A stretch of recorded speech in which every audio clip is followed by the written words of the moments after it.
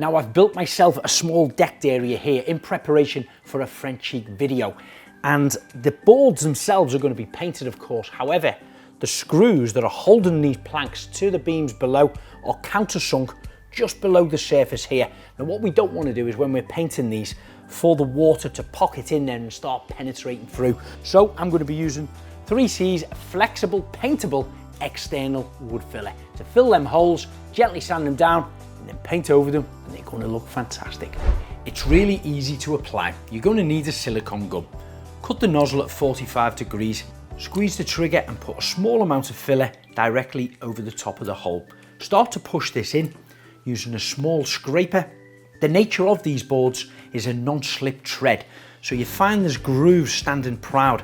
The screws are actually countersunk lower down in there, so the filler can be easily wiped to create the shape of the inside of the board. Then you can always wipe it off with the cloth. I also had a couple of splits in the timber, so again I filled these with my 3C's paintable filler, smoothed this off with my finger and give it a quick wipe down with the damp cloth. Left this to dry overnight, give it a quick sanding, and then it was ready to paint. I'm using French Chic's Alfresco paint.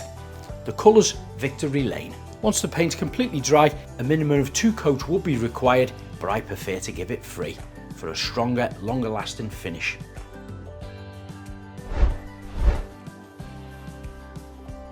So that's how you prepare and paint your decking.